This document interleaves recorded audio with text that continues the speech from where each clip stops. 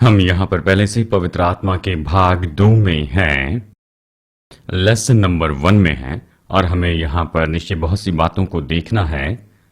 हमने इसे यहाँ पर शुरू कर दिया है।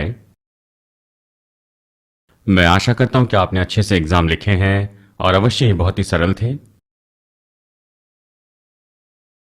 तो हम यहाँ पर आज शुरू करेंगे और आज हम देखने वाले हैं 2 मुख्य वचन। हम यहाँ पर यूहन्ना अध्याय 7 से इन वचन को देखेंगे और फिर आगे बढ़ेंगे आज के लेसन में। देखिए यूहन्ना अध्याय 7, यहाँ पर यीशु कह रहा है, इस तरह से वचन 37 में इस तरह से कहते हुए शुरू होता है कि पर्व के अंतिम दिन जो मुख्य दिन है, यीशु खड़ा और पुकार कर कहने लगा, यदि कोई प्यासा हो तो मेरे पास आए और पिए। जो मुझ पर विश्वास करेगा, जैसा पवित्र शास्त्र में आया है, उसके हृदय से जीवन के जल की नदियां बह निकलेगी, जीवन के जल की।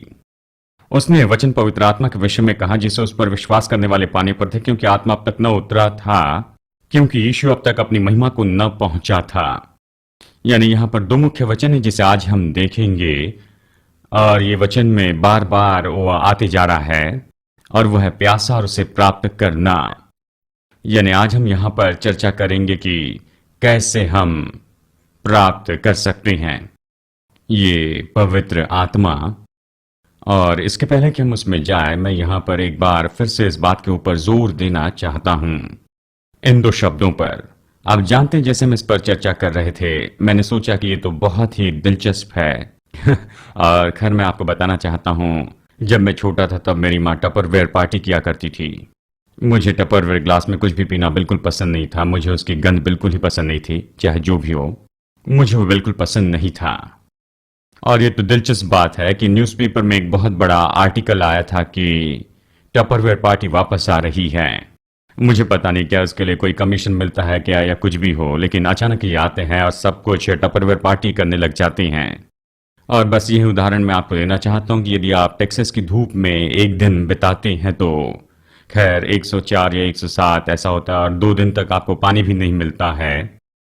और यदि कोई आकर आपको एक गिलास पानी दे, चाहे वो टपरवेयर ग्लास में ही क्यों ना हो, तो आप उसका इनकार नहीं करेंगे, क्योंकि यदि आप सच में बहुत ही प्यासे हैं तो आप इस बात की परवाह नहीं करेंगे कि कौन से ग्लास में है। आपको बस पानी चाहिए, आपको उसकी जरूरत है। तो हमने यही बताया कि हम में से बहुत से लोग हम शब्दों को बस इतने ही आसानी से कह देते हैं और सच में हम उसके अर्थ को नहीं जानते हैं। और उन शब्दों में से एक शब्द है प्यासा, और हम में से बहुत ही कम लोग हैं अपने जीवन में हम कभी ऐसी जगह पर रहे जहां पर हम बहुत ही प्यासे थे। हो सकता है कि सड़क पर चलते हुए आप कहेंगे मुझे प्यास लगी है, सच में मुझे कुछ पीना चाहिए। आपको उतनी प्यास नहीं लगी है, बस आप आदत से कहते हैं। आप मेरी और अजीब तरीके से न देखें, मैं जानता हूं मैं क्या कह रहा हूं। बहुत से लोग इतने ज्यादा प्यासे कभी नहीं हुए हैं, क्योंकि देखिए हमेशा हमेशा हमारे पास पीने के लिए कुछ ना कुछ तो होता ही है, और इसीलिए हम कहते हैं कि मुझे प्यास लगी, इसका मतलब मुझे कुछ पीने के लिए चाहिए, चाय या कॉफी या कोल्ड ड्रिंक या पानी। लेकिन हम देखते हैं जब यीशु यहाँ पर प्यासे के बारे में कहता है, जिस शब्द का वो उपयोग करता है वो सच में इसका मतलब तो बस यही है कि बहुत ही तीव्र इच्छा होती है। और यही तो वो बात है जहां पर बहुत से लोग परमेश्वर की बातों को चूक जाते हैं, क्योंकि हम तो सच में परमेश्वर को बिल्कुल हल्के रूप में लेना शुरू कर देते हैं। अगर ये सुलभ है तो ये बहुत ही अच्छा है, लेकिन बहुत से लोगों में परमेश्वर के लिए बहुत ज्यादा जिज्ञासा तो नहीं रही है। और अवश्य ही यीशु इस शब्द का उपयोग करता है और वो कहता है कि प्यासा होना या फिर भूखा होना, इन दोनों घटनाओं में बस वो यही कह रहा है कि उनके अंदर में बहुत ही तीव्र इच्छा होना जरूरी है। ये केवल एक साधारण बात ना हो या कोई सुलभ ऐसी बात ना हो, जैसे कि हम अपने जीवन में कहते हैं। जब हम कहते हैं मैं प्यासा हूं, मैं भूखा हूं, तो ज्यादातर लोग तो बस प्यासे नहीं होते हैं, ना ही भूखे होते हैं, लेकिन इन शब्दों का हम बस उपयोग करते हैं। एक और शब्द जो यीशु ने अक्सर उपयोग किया है वो है प्यार। हमने इसका उपयोग करना शुरू कर दिया। मैं फ्राइड चिकन से प्यार करता हूं, मैं इससे प्यार करता हूं, उससे प्यार करता हूं, कुत्ते और बिल्ली से प्यार करता हूं। और सच में यहाँ पर यीशु जो प्रेम के बारे में कहता है उस बात को हम चूक गए हैं। जब यीशु प्रेम के बारे में कहता है तो ये सामान्य आकर्षण से बिल्कुल परे है। और इसका वचन में बहुत ही अच्छा उदाहरण है जब वो पतरस के साथ में व्यवहार कर रहा था और वो उससे बातें करते हुए बता रहा था कि सच्चा प्रेम क्या है।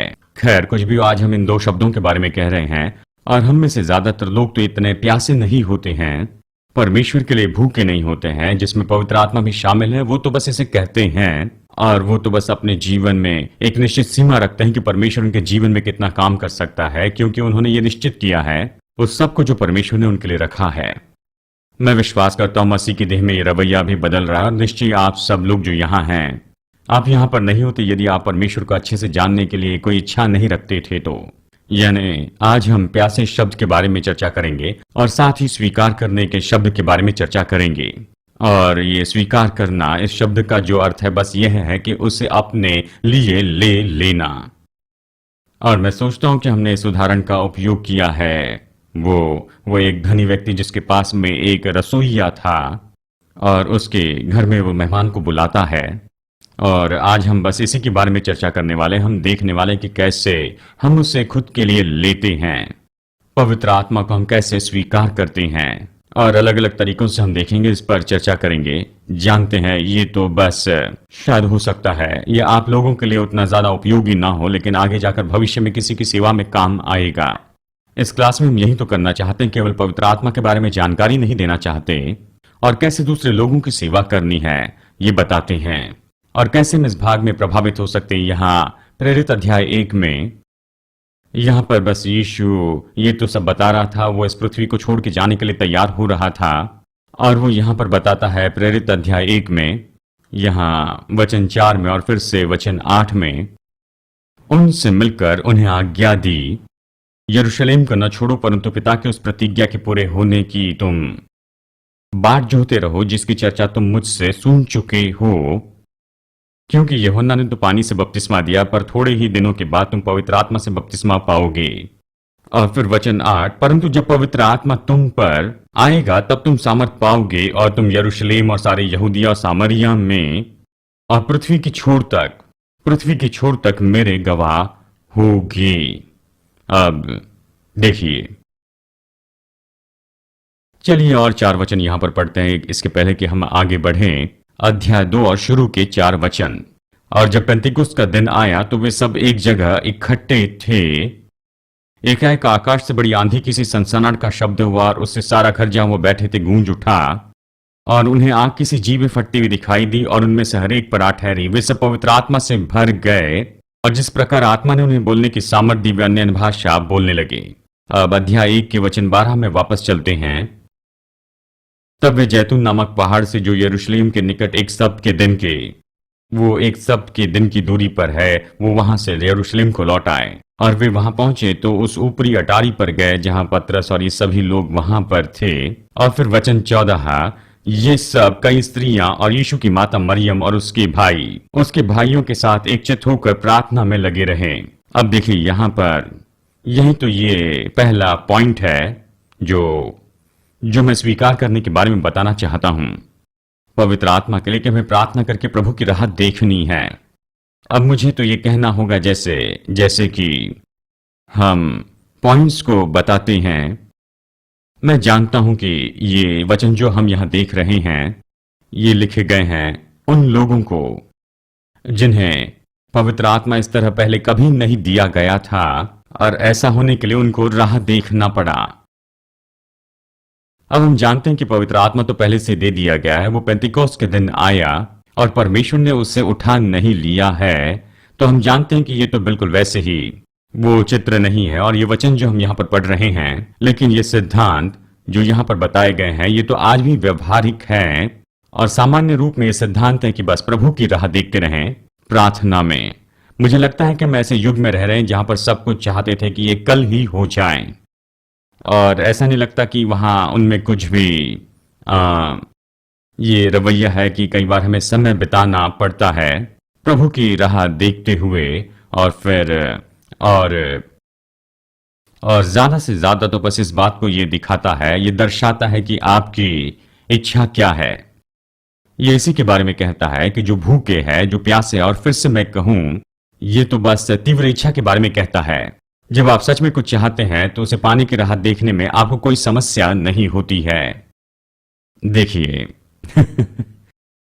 हम अभी अपनी ट्रिप से आए हैं और हम बहुत ही अच्छे रेस्टोरेंट और ऐसी जगह पर गए थे कि बाहर खाएं, लेकिन जानते हैं बहुत से जो हैं वहां राह देखनी पड़ती है। सीधा जाकर वहां पर बैठ नहीं सकते हैं। रुकने का समय होता है, यानी हम वहां जाकर खाने की इच्छा रखते हैं और इसलिए वहां पर जाकर रुकते भी हैं। और इसलिए बस यही विचार मैं आपको बताना चाहता हूं। हमें लोगों की जब हम सेवकाई करते हैं तो निश्चय ही उन्हें प्रोत्साहित करना चाहिए कि हम राह देखते हैं, ये सच में योग्य है। और हमें जिस रवैये से यहाँ पर राह देखनी है वो तो प्रार्थना का रवैया होता है। और अवश्य ही ये तो पहली बात है जहां पर ये जानकारी दी गई है। यहाँ यीशु ने उन्हें रुकने के लिए कहा था। उन्हें रुकना था यरूशलेम में, यरूशलेम से बाहर नहीं जाना था, लेकिन इस प्रतिज्ञा के लिए राह देखना था। और जैसे वो राह देख रहे थे, ये कहता है कि वो एक चित्त थे और वो प्रार्थना कर रहे थे। यानी ये तो लगभग 10 दिन का समय था जहां पर वो राह देख रहे थे प्रार्थना में। और बस वो यही इच्छा को दिखा रहे थे कि जो कुछ भी परमेश्वर ने कहा कि वो होगा, उसे प्राप्त करने के लिए इनके अंदर में इच्छा है। अब यहाँ पर राह देखने की जो जानकारी है वो वहां पर दी गई थी। लगभग 500 लोगों को आप इसके बारे में यहाँ पर देख सकते हैं। और फिर भी 380 लोग ऐसे थे जो वहां पर जिनमें ये इच्छा नहीं थी और वो वहां पर इस प्रार्थना की सभा में नहीं आए थे, जिसके लिए यीशु ने उन्हें प्रोत्साहित किया था कि वो वहीं पर रहे। लेकिन उनमें से 120 वहां पर आए थे। वो राह देखने के लिए तैयार थे, अपनी इच्छा प्रकट कर रहे थे और वो परमेश्वर की राह देख रहे थे इस बात के लिए जिसकी यीशु ने प्रतिज्ञा की थी। हम जानते हैं प्रेरित अध्याय 2 में कि वो निराश नहीं किए गए थे। जिसकी वो राह देख रहे थे उन्होंने वही तो प्राप्त किया, उन्होंने बपतिस्मा प्राप्त किया। इसलिए ये जो पाठ है ये हमें ये सिखाता है कि जब भी हम परमेश्वर से मांगते हैं तो परमेश्वर इसी तरह से हमें तुरंत उत्तर नहीं देता है। और कई बार ये मेरा अनुमान है, कई बार आपको तुरंत जवाब नहीं मिलता क्योंकि परमेश्वर देखना चाहता है कि आपका दिल कहां पर है। क्या आप इससे बस इसलिए चाहते हैं क्योंकि ये आपके लिए बड़ा आरामदेह होगा और जो भी आप चाहे हो, और ये आपकी आत्मिक उपयोग के लिए ही होगा? क्या आप में सच में वो इच्छा है कि प्रभु ने आपके लिए जो रखा है उसे आप प्राप्त कर लें? और यदि है तो आप उसके लिए राह देखने के लिए तैयार होते हैं और अपने राह देखने के लिए निश्चित प्रार्थना का रवैया रखते, लोगों को प्रोत्साहित करें कि वो यहाँ पर इतनी तीव्र इच्छा रखें और आप परमेश्वर को सच में दिखाना चाहते हैं कि आप पाना चाहते हैं जो उसने आपसे प्रतिज्ञा की है। और दूसरी बात जो हम देखते हैं, जैसे हम यहाँ पर लोगों की सेवकाई करते हैं, ये बाइबल का तरीका है कि पवित्र आत्मा प्राप्त करें, वो है आप पर हाथ रखे जाना। हम इसके बारे में प्रेरित अध्याय 8 में भी देखते हैं। चलिए वहां पर चल के इस वचन को भी पढ़ते हैं। प्रेरित अध्याय 8 में यहां शुरू करते हैं वचन 4 से। जो तितर बितर हुए थे वो सुसमाचार सुनाते हुए फिरे। वचन 4 इस तरह से कहता है, और फिलिप्पुस समरिया नगर में जाकर लोगों में मसीह का प्रचार करने लगा। जो बातें फिलिप्पुस ने कही उन्हें लोगों ने सुनकर और जो चिन्ह वो दिखाता था उन्हें देख देख कर एकचित होकर मन लगाया, क्योंकि बहुतों में से अशुद्ध आत्माएं बड़े शब्द से चिल्लाती हुई निकल गई और बहुत से लकवे के रोगी और लंगड़े भी अच्छे किए गए और उस नगर में बड़ा आनंद हुआ। वहां पर महान चंगाई हुई और उस नगर में बड़ा आनंद हुआ। देखिए वचन 12, परंतु जब उन्होंने फिलिप्पुस का विश्वास किया जो परमेश्वर के राज्य और यीशु के नाम का सुसमाचार सुनाता था, तो लोग क्या पुरुष क्या स्त्रियां बपतिस्मा लेने लगे। तब शिमोन ने स्वयं भी विश्वास किया और बपतिस्मा लेकर फिलिप्पुस के साथ रहने लगा। वो चिन्ह और बड़े बड़े सामर्थ के काम होते देखकर चकित होता था। जब प्रेरितों ने जो यरूशलेम में थे सुना कि सामरियों ने परमेश्वर का वचन मान लिया है, तो पतरस और यूहन्ना को उनके पास भेजा। उन्होंने जाकर उनके लिए प्रार्थना की कि पवित्र आत्मा प्राप्त करें, क्योंकि वो अब तक किसी पर न उतरा था। उन्होंने केवल प्रभु यीशु के नाम में बपतिस्मा लिया था। तब उन्होंने उन पर हाथ रखे और उन्होंने पवित्र आत्मा प्राप्त किया। अब जानते हैं, देखिए कुछ विवाद है इस तरह की शिक्षा पर, लेकिन आपको ये बात तो समझनी होगी कि ये यहां हाथ रखे गए और उन्होंने पवित्र आत्मा प्राप्त किया। लोग इस पर यही तो विवाद करते हैं। वो केवल यही कहते हैं कि ये तो प्रेरित थे। मैं हमेशा सोचता हूं कि वो इस बात को लेकर कैसे आए, क्योंकि इसके बारे में मुझे कोई वचन नहीं मिलते हैं। और खैर इन बातों को हम अनदेखा करें क्योंकि ये तो केवल विवाद ही है। और फिर हम क्या करते हैं, हम तो बस चलिए यहाँ पर देखते हैं अध्याय 9 में, हम इसमें वापस लौट कर आएंगे, लेकिन इस समय इसे देखते हैं। यहाँ पर अध्याय 9 में वचन 10 से शुरू करते हैं। ये कहता है, दमिश्क में हनन्याह नाम का एक चेला था। उससे प्रभु ने दर्शन देकर कहा, हे हनन्याह, और उसने कहा कि हे प्रभु, उठकर उस गली में जा जो सीधी कहलाती है, और यहूदा के घर में शाऊल नामक एक तर्शीश वासी को पूछ, क्योंकि देखो प्रार्थना कर रहा है। उसने दर्शन देखा है कि हनन्याह नाम का व्यक्ति उसके पास में आया, और उसने उसके ऊपर हाथ रखे हैं ताकि वो दृष्टि पा सके। और फिर हनन्याह ने कहा कि प्रभु, मैंने इस मनुष्य के विषय में बहुतों से सुना है कि यरूशलेम में इसने कितने पवित्र लोगों को सता, और प्रधान याजकों की ओर से इसे अधिकार मिला है कि हम विश्वासियों को बांधे। प्रभु ने कहा, तू जा, क्योंकि वो चुना है, मेरे लिए चुना हुआ पात्र है कि अन्य जाति और राजाओं और इस्राएलियों के सामने मेरे नाम को ये ले, और मैं बताऊंगा कि मेरे नाम के लिए इसे कैसा कैसा दुख उठाना पड़ेगा। हनन्याह गया, उस घर में गया, और उसने अपने हाथ उस पर रखे। भाई शाऊल, प्रभु अर्थात यीशु, जो उस रास्ते में जिसमें तू आया तुझे दिखाई दिया, उसने मुझे भेजा है कि तू फिर से दृष्टि पाए और पवित्र आत्मा से परिपूर्ण हो जाए। यहाँ पर हम देखते हैं कि यहाँ पर एक चेला है। ये तो कोई प्रेरित व्यक्ति नहीं था, लेकिन यहाँ पर आकर वो शाऊल के ऊपर हाथ रखता है, जो आगे जाकर पौलुस होता है। उस महान प्रेरित पर उसने हाथ रखे, और पौलुस ने पवित्र आत्मा को यहाँ पर प्राप्त किया। यानी यहाँ पर हम देखते हैं, ये तो वो जगह नहीं है, हम इसे देख रहे हैं। ये तो बस यहाँ पर हम इस पाठ में इस चीजों को देखते हैं कि ये तो एक सामान्य विधि थी। यहाँ बाइबल के रिकॉर्ड्स में जो यहाँ पर हम देखते हैं, लोगों को पवित्र आत्मा पाने के लिए यहाँ पर एक मार्ग जिसका हम अक्सर उपयोग होते हुए देखते हैं, वो है उनके ऊपर हाथ रखना। दूसरे विश्वासियों ने इसे पाया, और अवश्य हमें इस बात को समझना होगा कि ये हाथ रखना तो निश्चय ही एक बुनियादी ऐसा सिद्धांत है। ये तो विश्वासियों के लिए है। यहाँ हालांकि इब्रानियों का लेखक पौलुस, मैं विश्वास करता हूँ कि पौलुस ने उसे लिखा है, वो कहता है कि हमें इन बुनियादी सिद्धांतों से आगे बढ़ते जाना है। ये बुनियादी सेवकाई के जो सिद्धांत वहां पर बताता है, उसके अंदर में यहाँ पर वो हाथ रखने का सिद्धांत भी बताता है। मुझे आपके बारे में पता नहीं, लेकिन मेरे खुद के जीवन में मैं काफी समय से मसीह विश्वासी बना रहा। हाथ रखने के सिद्धांत के बारे में मैंने बहुत समय बात सुना, और पौलुस यहाँ पर कहता है कि ये तो बहुत ही बुनियादी शिक्षा होनी चाहिए। मरे हुए कामों से पश्चाताप, परमेश्वर पर विश्वास, हाथ रखने के सिद्धांत, और फिर बपतिस्मे, ये सब। और फिर हम जानते हैं ये तो मसीह जीवन का एक भाग है कि हम हाथ रखने का काम करते जाएं। ये तो बहुत कारणों से किया जाता है। आप बीमार के ऊपर हाथ रखते हैं, और लोगों पर हाथ रखते हैं कि वो पवित्र आत्मा को प्राप्त कर लें। और सामान्य रूप में हम क्या कर रहे हैं, यहाँ पर इन लोगों के साथ में हम बस एक संपर्क कर रहे हैं। मैं जानता हूँ एंड्रू अक्सर जंपर कीपर्स के बारे में उदाहरण उपयोग करते हैं, और मैं सोचता हूँ एक बहुत ही व्यवहारिक ऐसा उदाहरण है, क्योंकि हम जानते हैं, हम लोग जो लोग चलते हैं इस सत्य में कि हम मसीह में कौन हैं। हम जानते हैं कि परमेश्वर हमारे अंदर में है।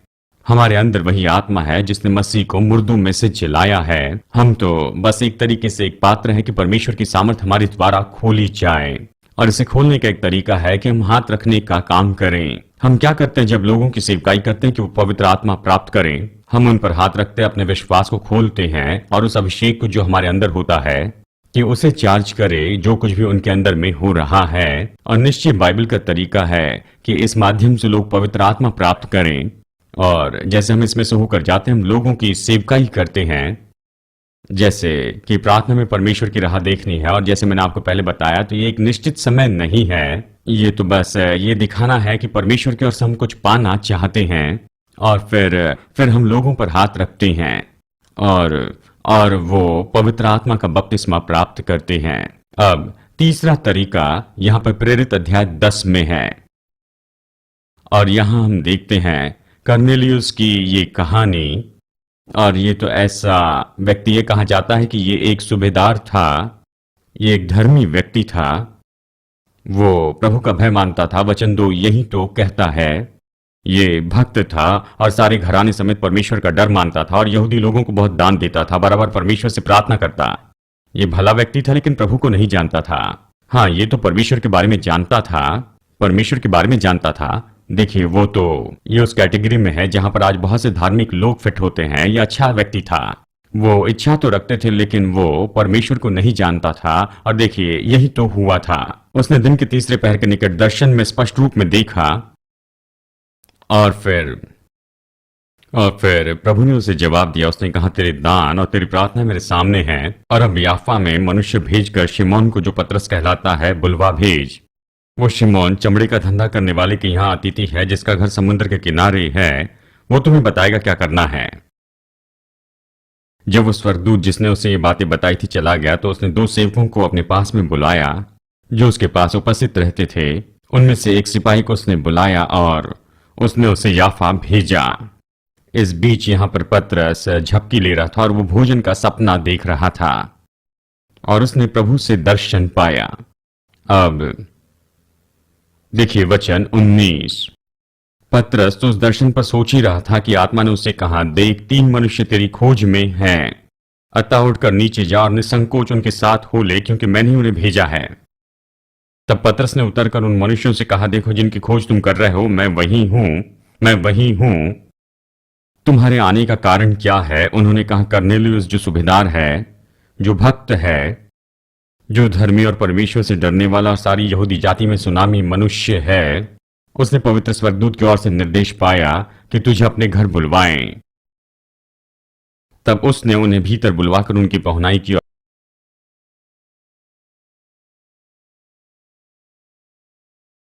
और पतरस उनके संग गया और याफा के भाइयों में से कुछ उसके साथ हो लिए। दूसरे दिन वो कैसरिया पहुंचा और कर्नेलियुस अपने कुटुंबियों और मित्रों के साथ में उसकी बाट जो रहा था।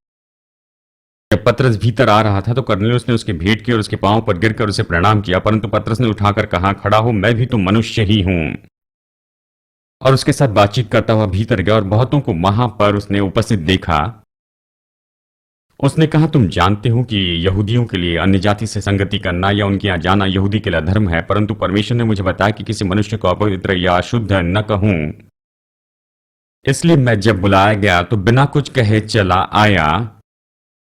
अब मैं पूछता हूं कि मुझे किस काम के लिए बुलाया गया। कर्नेलियुस ने कहा, इसी घड़ी पूरे 4 दिन हुए मैं अपने घर में तीसरे पर प्रार्थना कर रहा था, तो एक पुरुष चमकीला वस्त्र पहने मेरे सामने आ खड़ा हुआ और कहे, कर्नेलियुस, तेरी प्रार्थना सुन ली गई है और तेरे दान परमेश्वर के सामने ग्रहण किए गए। वो एक कहानी बताता है। तुरंत ही देखिए वचन 33 कहता है, तूने भला किया जो आया। अब हम सब यहां परमेश्वर के सामने हैं, ताकि जो कुछ परमेश्वर ने तुझसे कहा है उसे सुने। और पतरस ने कहा, अब मुझे निश्चय हुआ कि परमेश्वर किसी का पक्ष नहीं करता है, वरन हर जाति में जो उससे डरता है और धर्म के काम करता है वो उससे भाता है।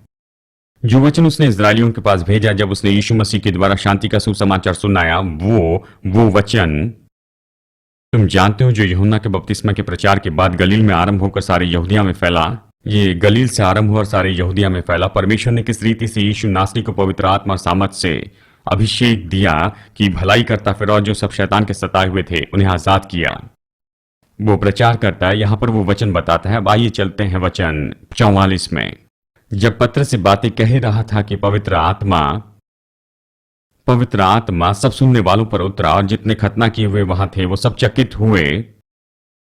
पतरस के साथ आए विश्वासी चकित हुए, क्योंकि अन्य जातियों पर भी पवित्र आत्मा का दान उंडेला गया था, क्योंकि उन्होंने अन्य भाषा में बोलते प्रभु की महिमा करते हुए सुना।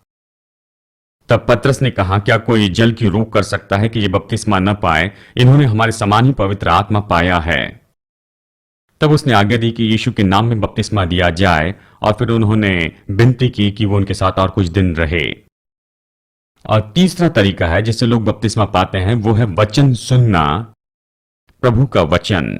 रोमियो 10:17 कहता है कि विश्वास सुनने से आता है और प्रभु का वचन सुनने से आता है। और रोमियो किसी अध्याय में वो कहता है, यदि उन्होंने सुना नहीं तो वो कैसे विश्वास करेंगे।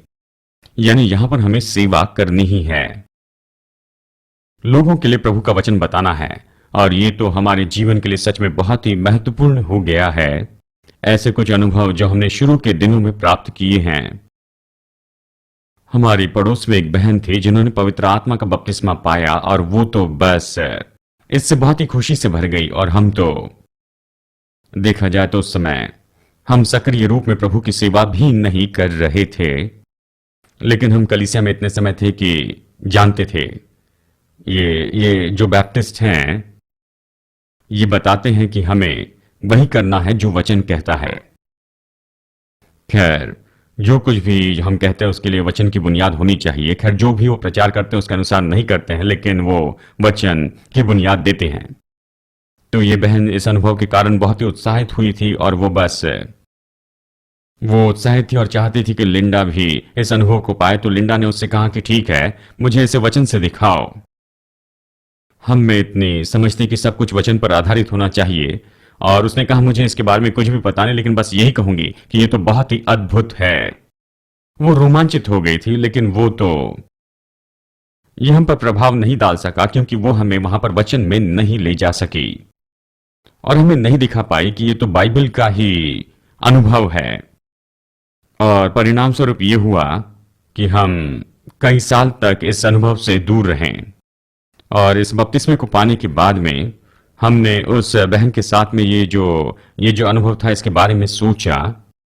हमने सोचा यदि उसके पास केवल कुछ वचन होते कि वो हमारे साथ इस अनुभव के बारे में वो हमें कुछ बता पाती, तो हम ये अनुभव बहुत साल पहले ही प्राप्त कर लेते थे। और फिर उस समय के आगे हम लोग तो बहुत ही मजबूत हैं।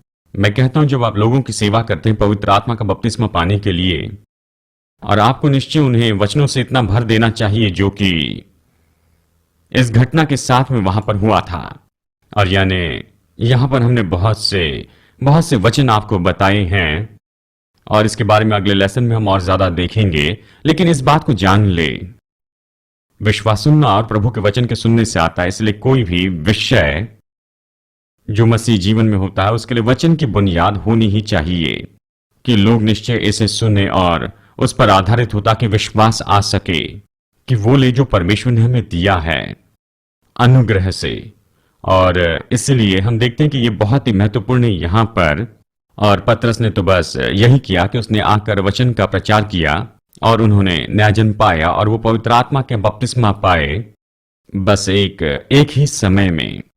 और अगली बात यहां पर प्रेरित अध्याय 19 में देखते हैं एक और तरीका जिसे हम देखते हैं कि उन्होंने बाइबल में इस तरीके से पाया है, पवित्र आत्मा पाया।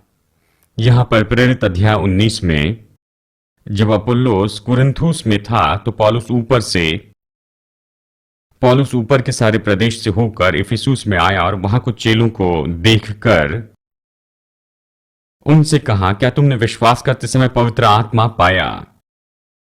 उन्होंने उससे कहा, हमने पवित्र आत्मा की चर्चा भी नहीं सुनी है।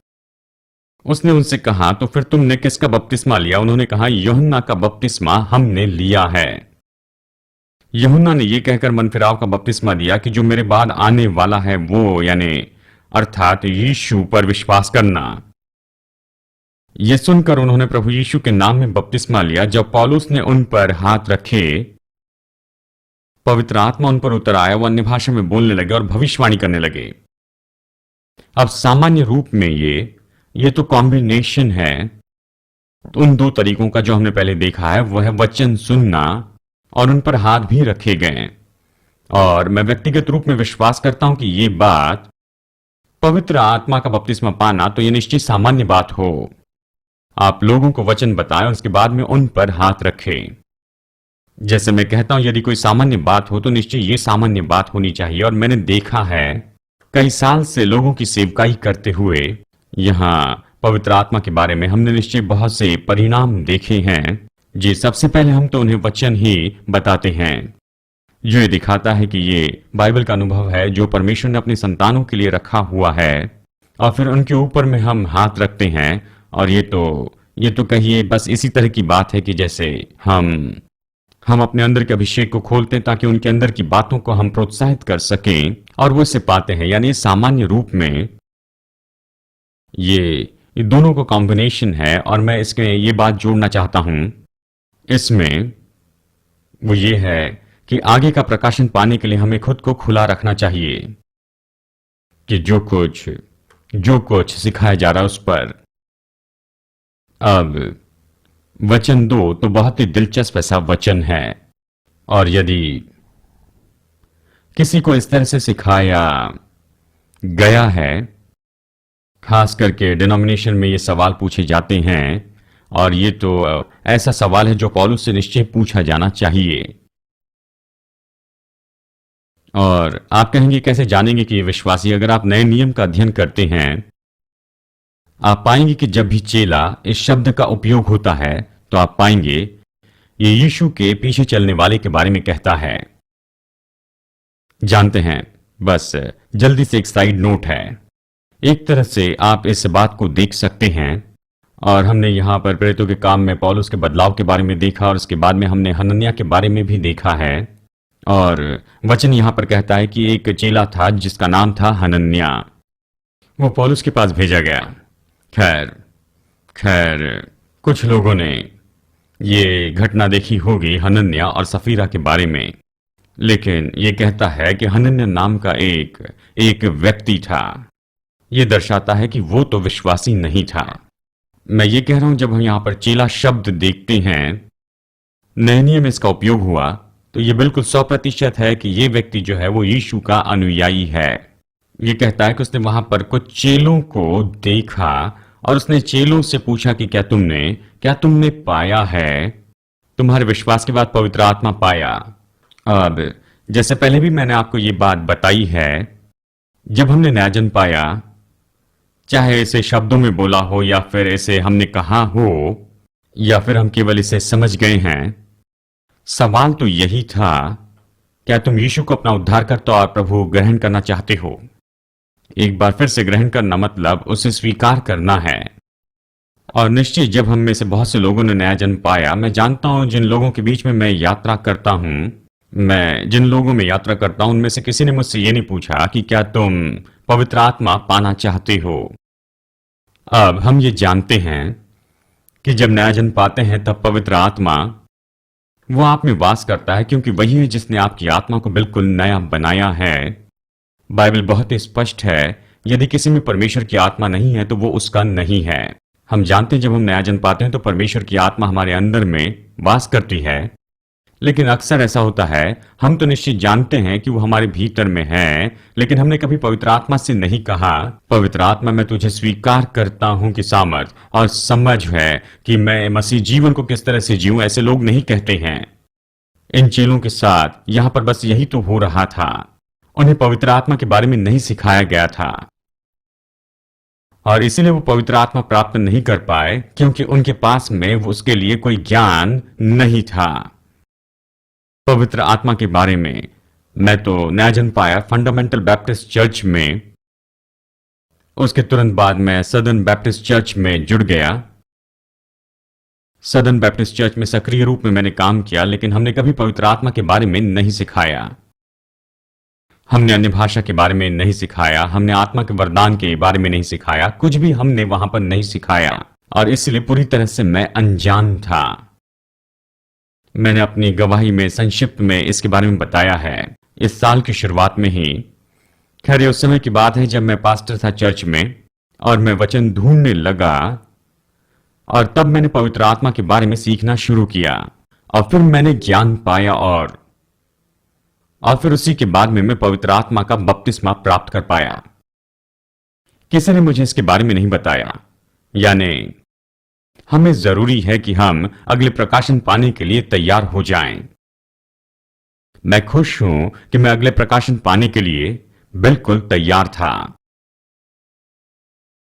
और यदि मैं अपने सदर्न बैप्टिस्ट चर्च में ऐसे ही रहता, और मैं फिर से आपको बताऊं दोस्तों, मैं बैप्टिस्ट इसलिए कह रहा हूं क्योंकि मैं उन्हीं में से आया हूं। सब लोग कहें प्रभु बैप्टिस्ट को आशीष दे। हम उनके बारे में नकारात्मक नहीं हैं, उनके बारे में गलत नहीं कह रहे हैं, उनका न्याय नहीं कर रहे हैं। मैं तो बस इसी पृष्ठभूमि से आया हूं। यदि मैं अगले प्रकाशन पाने के लिए खुद को तैयार नहीं करता, खुला नहीं रहता, तो निश्चय ही मैं वहां पर परमेश्वर ने मेरे जीवन के लिए, मेरे जीवन में जो कुछ आगे रखा था उसे मैं प्राप्त नहीं कर सकता था। और यही तो इन लोगों ने किया। केवल इन्होंने पवित्र आत्मा की सेवकाई के बारे में ही अगला प्रकाशन नहीं पाया, लेकिन पानी के बपतिस्मे के बारे में भी अगला प्रकाशन पाया। और फिर से मसीह की देह में बहुत से लोगों ने पानी के बपतिस्मे के बारे में यह प्रकाशन नहीं पाया है। खैर कुछ भी हो, यह तो अलग कहानी है। और यहां पर हमें देखना होगा हमें ऐसा है, देखिए जब आप नया जन्म पाते हैं आप कुछ भी नहीं जानते हैं, और अभी आप कुछ लोग चकित हो जाएंगे, अभी भी आपको सब कुछ नहीं मालूम। सच तो यह मैं अब तक किसी से नहीं मिला जिसे सब कुछ पता है। खैर कुछ कुछ लोग हैं जो सोचते हैं कि उन्हें सब पता है, लेकिन मैं कभी उनसे नहीं मिला जिसे सब पता है, जिसमें मैं भी हूं। यानी हम तो सीख रहे हैं, हम बढ़ रहे हैं, लेकिन यदि आप बस बहुत ही अपने मन को बंद कर दें, कहें मैं ये विश्वास करता हूं और बस यही विश्वास करता हूं, तो फिर आ, आप खुद में कमी देखेंगे, क्योंकि परमेश्वर तो बहुत ही अद्भुत है। हम अपने जीवन भर और पूरे अनंत काल में निश्चय परमेश्वर को और ज्यादा जानते चले जाएंगे।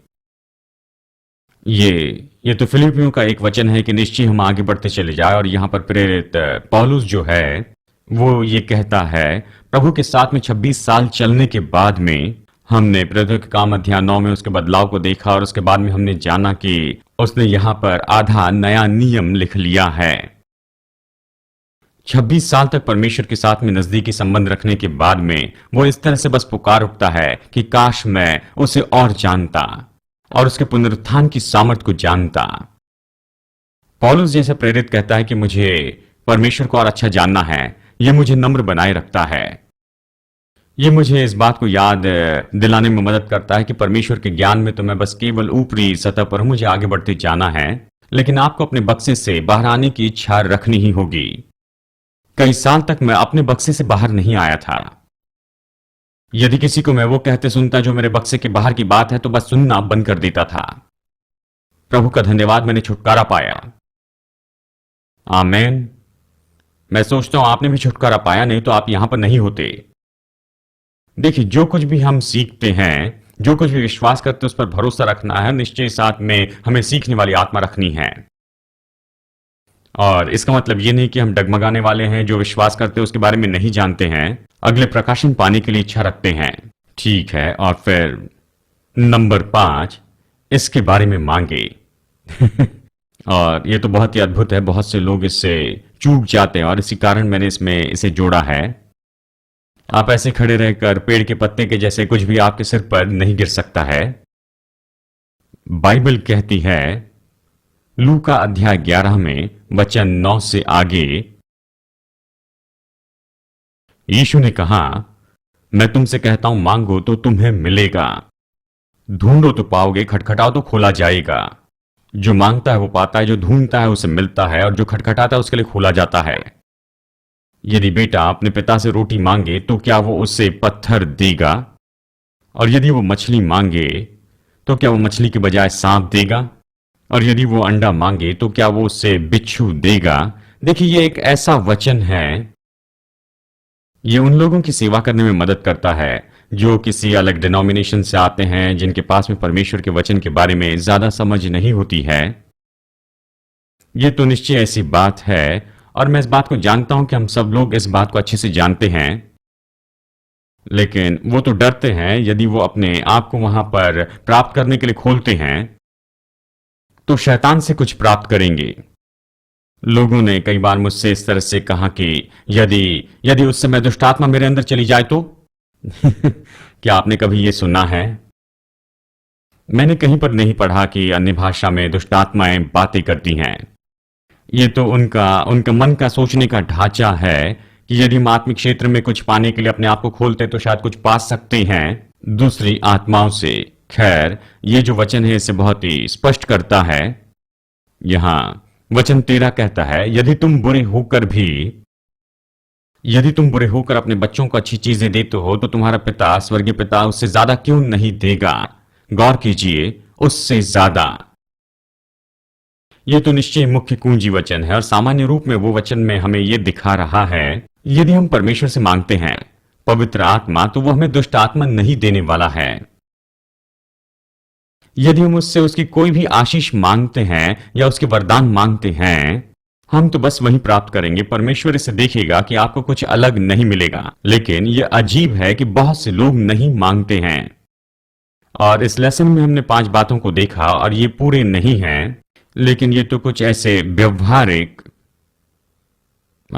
तरीके हैं जिससे लोगों की सेवा करते हैं। यह है प्रार्थना में परमेश्वर की राह देखें, यह उनकी तीव्र इच्छा को दिखाता है कि उनमें परमेश्वर की बातों के लिए निश्चय इच्छा है और उन पर हाथ रखे जाते हैं। परमेश्वर का वचन सुने और निश्चय अगले प्रकाशन पाने के लिए तैयार रहे और उसको मांगे। बहुत ही सरल है। ये क्लास शुरू करते हुए मैंने आपको बताया था कि ये बहुत गहरी गहरी ऐसी शिक्षा नहीं होगी, चाहे जो भी बात हो, लेकिन ये तो बहुत ही व्यवहारिक है, बहुत ही सरल है। और हमने देखा है कि हजारों, और मैं कहता हूं ये बढ़ा चढ़ाकर बताना नहीं है, हजारों लोगों ने पवित्र आत्मा पाया, बस ऐसे ही बहुत ही सरल और सीधी सच्चाई से। और मैं ये कहूंगा कि सबसे महत्वपूर्ण बात तो यह है कि इसके बारे में परमेश्वर का वचन उनमें रखें। मैंने आपसे कहा, मैंने आपको बताया है कि मेरी जो पहली मुलाकात थी इस अलग चर्च से, अलग डिनोमिनेशन के लोगों से, पेंटिकॉस्टल, फुल गॉस्पल या फिर जो कुछ भी हो, मुझे पता नहीं, लेकिन एक बहन ने मेरी ओर मुड़कर उन्होंने मुझसे कहा कि भाई, क्या आप पवित्र आत्मा पाना चाहते हो? लेकिन ये मेरे लिए ठोकर की बात थी, क्योंकि मैं जानता था कि पवित्र आत्मा तो मेरे अंदर है, इसी तरह से नया जन्म पाया है। मुझे पवित्र आत्मा पाने के बारे में कुछ भी पता नहीं था और ये तो बिल्कुल अजीब सी बात थी। खैर, उनका मकसद तो ऐसा नहीं था, लेकिन ये मेरे लिए ठोकर की बात थी। हमें खुद को सुरक्षित रखना और लोग जैसे हैं वैसे उनसे हमें मिलना है। और यदि बस आप अच्छे से ग्राउंड वर्क करते हैं, जो वचन इसके बारे में सिखाता है, तब उस व्यक्ति में जो विश्वास है वो बढ़ते जाता है और फिर वो प्राप्त कर सकते हैं बहुत ही आसानी से। और जैसे मैंने कहा कि हमने सैकड़ों लोगों को देखा है इसे करते, और मैं सच कहूं ये तो बहुत ही सरल तरीका है। लेकिन मेरे पास में ऐसे भी लोग आए जो पवित्र आत्मा पाने के बारे में बहुत ही चिंतित थे। और अक्सर मैं सोचता हूं कि हम ही हैं जो लोगों के ऊपर में दबाव लाते हैं। हम चाहते हैं कि वो सब सामने आए और उसके बाद में हम चाहते हैं कि बिल्कुल सभी के सामने तुरंत वहां पर दिखाए। कई बार मैं लोगों से कहता हूं, देखिए मैं अभी आपके लिए प्रार्थना नहीं करूंगा, बस घर जाए, आराम करे, स्तुति के गीत लगा ले, बस चुप रहे, आराम से रहे, प्रभु की राह देखते रहें। आप अन्य भाषा में बात कर पाएंगे या नहीं इसके बारे में चिंता न करें। जानते हैं कई बार लोगों पर हम जबरदस्ती करते हैं कि वो करे जो सच्चा नहीं है। पवित्र आत्मा चाहता तो है, परमेश्वर चाहता है, बस हमें उसके साथ में सहयोग देना सीखना होगा। कई बार हम लोगों पर दबाव लाते हैं कि वो बस इसे प्राप्त करें, इसे महसूस करें, और जब उन पर दबाव डाला जाता है तो बस कई बार दबाव के कारण वो इसे प्राप्त नहीं कर पाते हैं। लेकिन वो आपको दिखाने के लिए निश्चय कुछ न कुछ तो करते हैं। आप में से कुछ लोग तो शायद खुद उस परिस्थिति में से होकर गए होंगे, इस दबाव की परिस्थिति में जहां लोग आप पर दबाव डालना चाहते थे कि अन्य भाषा में बोले, हमें बस आराम करना चाहिए, परमेश्वर को परमेश्वर होने दे, वो पूरी तरह से योग्य है। लोगों को पवित्र आत्मा में बपतिस्मा देने के लिए हमें जरूरत नहीं है जैसे कि हम अपनी शक्ति का उपयोग करें, उन्हें प्रोत्साहित करें। परमेश्वर तो योग्य है, हम पूरे वचन में से देखते हैं। हमें बस पवित्र आत्मा के बहाव में बहना सीखना है, और ये तो बहुत ही सरल कदम है। कहना है ठीक है, आप बस आराम कीजिए, लेकिन सबसे महत्वपूर्ण है कि मांगे, उससे मांगे कि वो आपको पवित्र आत्मा में बपतिस्मा दे, और फिर हम उसे प्राप्त करेंगे। यानी हमने बुनियाद रखी है लोगों पर हाथ रखना, और मैं जानता हूं हमने सैकड़ों लोगों पर हाथ रखे हुए हैं, उन्हें प्राप्त करते देखा है। ये बहुत ही व्यवहारिक और सरल है, लेकिन ये छोटे महत्वपूर्ण ऐसे तरीके हैं और बाइबल का तरीका है कि लोग पवित्र आत्मा को प्राप्त कर लें। आमीन।